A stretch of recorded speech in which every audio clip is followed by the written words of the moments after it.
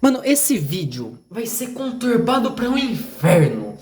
Porque o anime me deu uma rasteira. O anime simplesmente me deu uma rasteira. Fala galera, tudo beleza? Arthur Dias aqui com mais um vídeo e Shibuya. Assim, já faz meses que tá saindo a segunda temporada do anime de Jujutsu Kaisen, né? Uma temporada que assim, eu esperei pra um caralho e que eu já comentei até um pouquinho sobre ela, porque ela trouxe dois arcos agora adaptados, né? Que é o Inventário Oculto e o Incidente de Shibuya. E são dois arcos que, assim, por mais que você pega, você olha, você vê elementos de Jujutsu nas duas coisas, mas são dois arcos extremamente distintos e são dois arcos que não dá pra pegar e comentar no mesmo vídeo. É tipo assim, tentar pegar e falar de The Boys junto de Jinvi. Você pega, reconhece que as duas coisas ali estão no mesmo universo, compartilham muitos elementos e tudo mais, mas uma obra é uma obra, outra obra é outra obra. Mas não apenas isso, né, mas tinha também a questão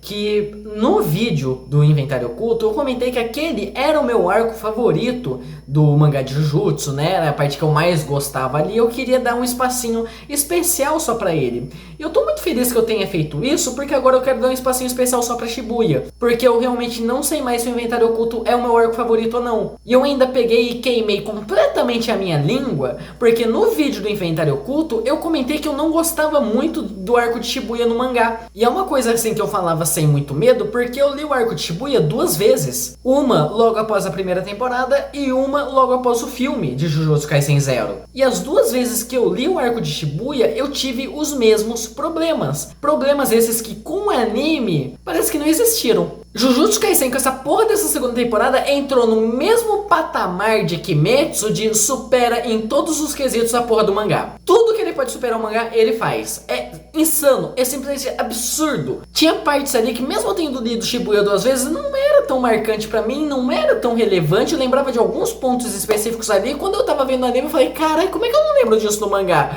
Aí eu fui reler algumas partes no mangá, fui refolhear algumas partes ali. Tá aqui porque eu não lembrava disso. Por que que não tinha tanto peso? Tá, é exagero falar que não tinha tanto peso. Shibuya é a porra do arco mais importante de Jujutsu inteiro. Shibuya pra Jujutsu é tipo Eclipse pra Berserk. Por mais que comparar Jujutsu e Berserk seja uma coisa até ofensiva, mas assim, a relevância dos arcos para as suas obras é a mesma. É um arco que assim, ele pega e muda tudo na estrutura de universo de Jujutsu. Puta que pariu, é difícil falar Jujutsu rápido. Jujutsu. E não só ele muda tudo na porra da estrutura de universo, como aquele universo tá sendo encaminhado e tudo mais, mas é um arco que ele já tá sendo construído desde o começo da primeira temporada. Logo na primeira temporada, sei lá, no episódio 4, episódio 5, quando a gente é apresentado ao grupinho do Geto, né, junto com o Jogô, com o Mahito, com o Hanami e mais um monte de filho da puta ali que aparece, a gente já é apresentado ao plano do Incidente de Shibuya, que é selar Satoru Gojo e despertar o Sukuna. E a gente vê agora esse plano em ação. E puta que pariu, que ação! Por mais que ele demore um pouquinho pra pegar e engatar realmente no Incidente de Shibuya, né? Porque, por exemplo, a gente tem ali os dois primeiros episódios que ainda não é bem a porra do incidente. A gente tem uma parte assim... A gente tem uma partezinha de comédia, né, cotidiana ali, padrão de Jujutsu, que a gente adora, que a gente ama ver a interação entre os personagens, o Itadori, a Kujizaki, o Fushiguro, né, a gente ama ver esses personagens ali interagindo. Temos um pouquinho disso, partimos para uma parte de ação ali envolvendo um mistério que a gente já tinha no final da primeira temporada, que era o tal traidor na escola, que aqui a gente descobre ser o Mekamaru, uma luta simplesmente do caralho dele com a porra do Mahito, e aí sim a gente parte pro Incidente de Shibuya. Só que é muito bizarro, porque tipo, dá pra considerar que o Incidente de Shibuya tem tipo 3 etapas. Tem 3 etapas nessa porra do incidente e só vai crescendo a porra do anime. E não é tipo aquela crescida gradativa que vai aumentando assim aos pouquinhos, tipo em uma linha reta. É uma crescida exponencial, porque tipo ele começa... Vamos pôr entre aspas lá embaixo, porque não começa muito lá embaixo, ele superou em tudo a primeira temporada. Mas tipo, vamos supor, ele começa lá embaixo, vai subindo, bem devagarzinho, quando começa a crescer de verdade, vai pra puta que pariu. Eu acho que é assustador pegar e falar que pra mim a parte mais fraca da porra do arco é provavelmente a parte envolvendo o Gojo, que é um dos meus personagens favoritos. Mas isso é uma coisa que se torna muito verdade, não apenas em questão narrativa, mas também em questão de produção, porque, velho, palmas pra mapa. Apesar que eu não sei se merece palmas, porque puta que pariu, eu imagino muito a porra dos animadores da MAPPA voltando pra casa depois de animar Jujutsu, que nem soldado volta da guerra. Esses sofreram e sofreram muito. E pra mim fica mais insano ainda essa questão de animação, porque pra mim é assustador pegar e pensar que Jujutsu Kaisen não teve um adiamento sequer. Ele teve ali os 5 episódios do Inventário Oculto, teve um hiatozinho programado de 2 semanas com os episódios de recapitulação da primeira temporada, e depois o arco de Shibuya seguiu direto, sem atraso algum, e com aquela animação. Isso é medonho, isso é assustador, e eu só fico imaginando o tanto que o pessoal que trabalhou animando isso sofreu. Mas puta que pariu, que deu gosto de ver, deu. Apesar que tem algumas partes ali que fica até meio engraçado você pegar isso, porque às vezes eu acho que teve um certo desvio de verba de algumas lutas pra outras. Tem lutas assim que eu olho e falo, tá impecável, não mudo nada, não sei o que. Tem outras lutas que tipo, tá impecável, tá uma animação fluida pra caramba, muito detalhe, não sei o que. Aí do nada a gente tem um trecho que tipo parece ou animação de papel ou animação low frame, ou alguns momentos de paralaxe que você percebe que tipo uma coisa tá em uma frame rate diferente das outras. Eu não sei se eu tô chato com a animação, mas é uns detalhes que eu percebi em alguns momentos específicos, principalmente no começo. E visto como a porra da animação cresce no decorrer dos episódios, parte de mim acredita realmente nisso. Pegaram e pensaram que era pra ser de uma animação pra outra. Equipe, animador, verba, tempo, prazo, passaram o pessoal de uma pra outra ali. Mas eu não sei se eu coloco muita culpa nisso, porque tem algumas lutas, principalmente no começo de Shibuya, que eu acho até meio esquecíveis e meio irrelevantes. E aí entra a questão que eu falo que Shibuya tem meio que 3 pontos ali, que meio que divide esse arco, que pra mim são os pontos que eles vão meio que crescendo. A gente tem a porra da chegada do Gojo, que é quando começa o incidente de Shibuya, todo aquele plano pra selar ele. A gente tem um momento que o Gojo, ele é realmente selado, e a gente tem o despertar do Sukuna. Pra mim, cada um desses eventos marca um momento na porra do arco e que muda completamente a forma como ele funciona. O momento do Gojo, quando ele chega ali, não sei o que, ele pra mim é o mais simples. Ele é o mais básico, é o Gojo enfiando porrada em tudo quanto é maldição, enquanto eles vão tentando segurar ele ali, tentando desgastar ele de alguma forma pra conseguir pegar e fazer o selo. Básico, mas bom. O segundo momento, que é após o Gojo ser selado, é aquele momento que, pra mim, é o que eu acho mais caótico dentro do mangá, porque é uma parte que é só uma sequência de lutas, são lutas que não são lá tão interessantes, são lutas que não tem um peso tão relevante, assim, pro que tá acontecendo ali dentro daquele arco, e é uma etapa que são os momentos em que o Gegakutami, que é o autor da obra, meio que liga o Togashi. Por que eu falo que ele virou o Togashi? Ele enrola pra caramba pra fazer as coisas? Não, ele coloca textos quilométricos na porra do mangá que parece que é aquela light novel. Tinha diversos pontos no mangá que eu esquecia que tinha imagem de tanto texto que era abarrotado nas páginas. E 90 dias ou pra explicar o que estava acontecendo, ou pra dar localização, porque ainda tem isso nessa segunda etapa do arco, ou pra explicar como funciona a porra dos poderes. Porque tem personagem aqui dentro desse arco que a gente tá conhecendo agora, como por exemplo o velho Zenin ou alguns inimigos. A gente tem aquele inimigo ali que reverte a questão dos poderes, né? Tipo, se bater muito forte nele fica mais fraco, se bater fraco fica mais forte. A gente tem a velha ali que meio que transforma uma pessoa em outra, né? Traz as informações do corpo ali pra utilizar as habilidades. E aí, tipo, a gente tem que textos quilométricos porque o Gegakutami faz habilidades muito roubadas e muito, às vezes sem lógica até. A habilidade do velho Zenin lá, né, que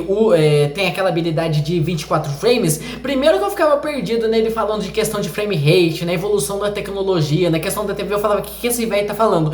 Aí o poder dele, ele envolve isso, e é uma explicação que no mangá, pelo menos, ela é confusa, e não dá nem pra pegar e falar aqui, entendeu com base ali nos quadros, porque os quadros também são confusos. Infelizmente o Gegakutami, apesar de eu adorar o traço dele, ele entra naquele mesmo problema do Oda, do autor autor de Boku no Hero, né, de fazer coisas muito poluídas visualmente. É difícil de entender os quadros dele e visto o caos que é Shibuya, isso piora mais ainda no mangá. Então, tipo, você tinha quadros que pra mim eram difíceis de entender, muito texto, muita coisa ali que eu achava difícil realmente compreender, uma explicação que pra mim não fazia sentido e que aqui é passado de uma forma muito mais simples, né, com a ajuda do narrador que vai narrando o negócio enquanto você vê aquilo sendo executado e de uma forma muito mais clara. Para eu entender o poder do Zenin, né, que era aquele negócio de 24 frames, eu tive que ler aqueles capítulos do mangá que ele brigava umas 3 vezes.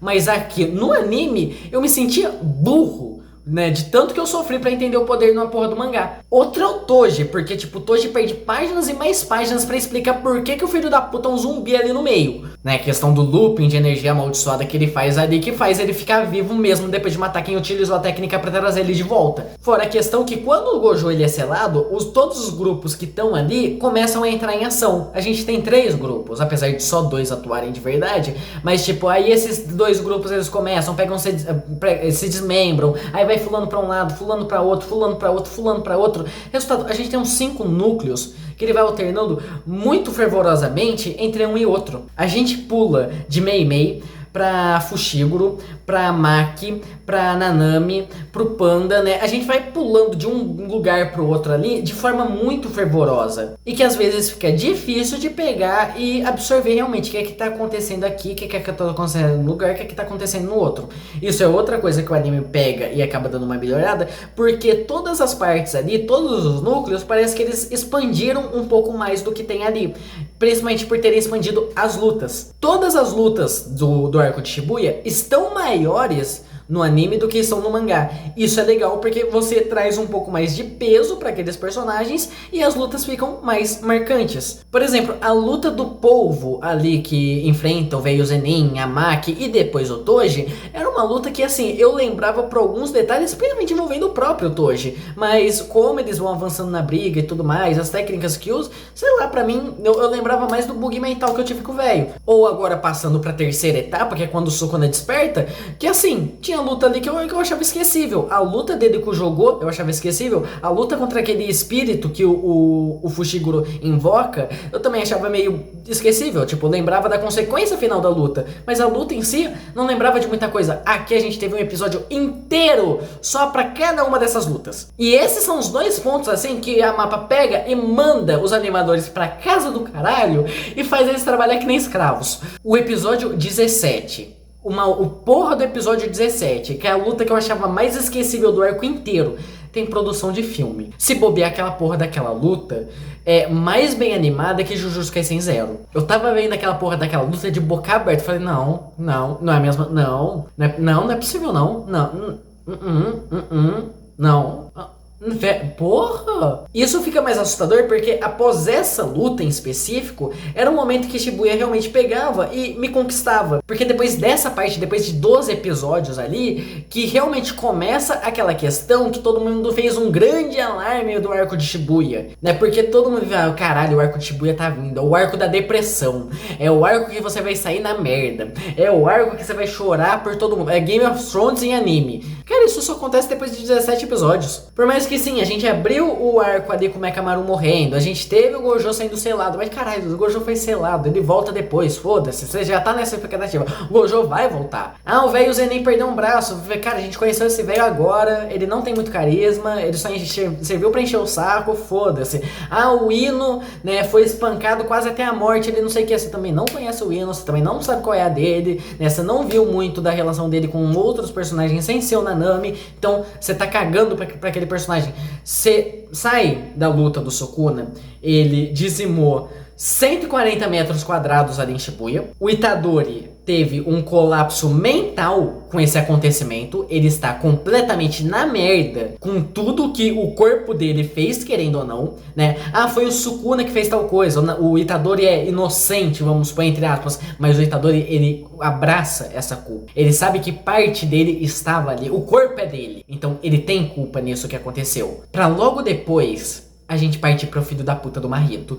De novo, o Marrito. Velho, o Marrito é um personagem que eu amo odiar ele. É Enoshima Junko de Jujutsu, foda-se, eu amo odiar esse filho da puta. E aí vem as partes que pra mim é marcante do arco de Shibuya, que é a morte do Nanami, a praticamente morte da Kujizaki, o Todo perdendo uma mão. Cara, em menos de 5 episódios você matou 2 personagens que eram importantes pra caramba e inutilizou outro. Apesar de eu ainda ter algumas ressalvas em relação a isso, por exemplo, o Nanami, eu acho que matam ele de uma forma muito seca, né? Eu sou a favor de pegar, matar personagem, colocar consequência na porra das obras. Eu odeio aquelas obras que explode filho da puta, aí ele aparece inteirinho depois, ou revive, traz... Não gosto. Então eu sou muito a favor de pegar e trazer consequência dentro das obras, e eu fiquei em choque quando o Nanami morreu, quando eu vi essa cena no mangá pela primeira vez, mas...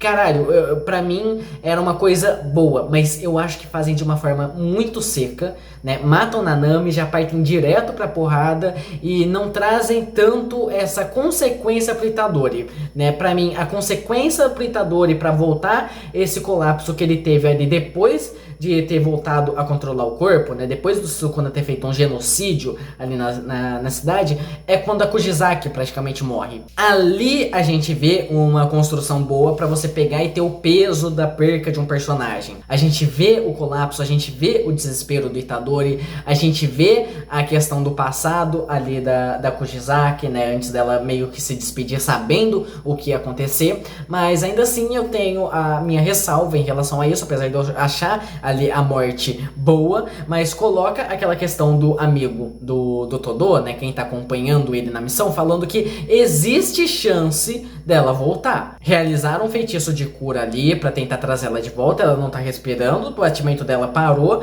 mas a chance dela voltar não é zero. Por mais de pequena, existe essa possibilidade. Então fica meio nessa batata quente, tá? Eu fiquei tão emotivo, eu fiquei tão afetado pela morte dessa personagem, que é uma das minhas personagens favorita de Jujutsu, à toa ou não. E é uma coisa que eu já vou adiantando, mesmo eu sendo leitor do mangá, eu ainda tenho essa dúvida, porque até hoje a gente não teve resposta disso. Fora que se ela pegar e morrer realmente aí, eu fico um pouquinho decepcionado ainda, porque a Kujizaki, diferente do Nanami, ainda não teve tanta utilidade dentro da obra. A própria Kujizaki pega e reconhece isso ali no arco de Shibuya. Ela não teve holoforte. Ela pegou e apenas apanhou no decorrer do arco inteiro. Então seria meio triste realmente se pegar e confirmar, ó, matou a personagem aqui, e ela não teve muito mérito. Acabou que o maior mérito dela foi o quê? Foi o final ali da primeira temporada, da luta dos dois irmãos. Sei lá, eu acho meio deprimente. Pra aí a gente partir pra reta final, né, que derrota a porra do Marrito, Geto absorve os poderes dele e já meio que inicia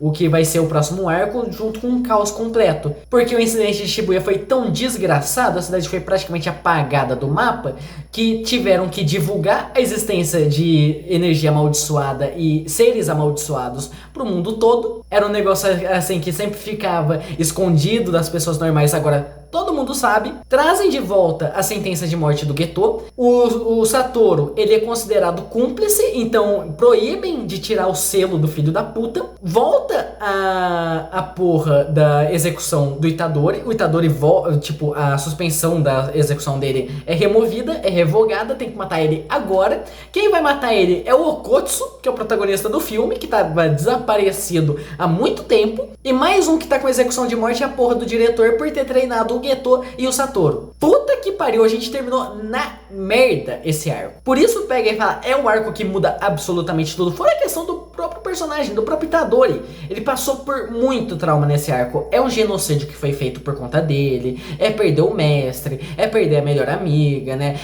Caralho, ele passou pelas maiores merdas possíveis no arco, ele tá destruído. Aquele Itadori que a gente vê no final da luta contra o Marrito não é o mesmo Itadori que a gente vê no começo do arco. Aquele Itadori alegre, aquele Itadori otimista, a gente vê um Itadori destruído.